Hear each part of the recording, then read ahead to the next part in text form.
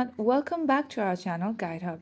In this video, I'm going to show you how to post the poll results on Instagram. First, you have to open the Instagram app, then tap on the plus icon on your story. Here, you have to select a picture, then tap on the sticker icon, scroll down and tap on poll.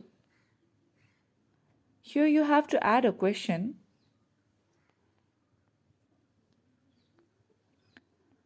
Add options.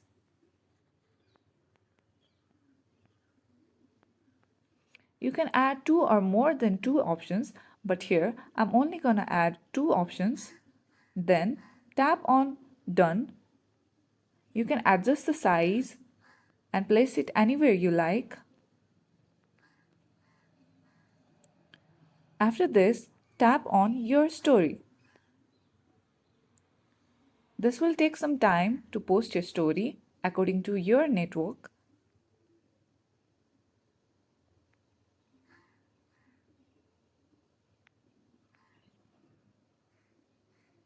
Now, after posting this story, you can swipe up and here you go. Here you can see the results. To post the poll results on your story, you can take a screenshot and post it on your story. Easy, right?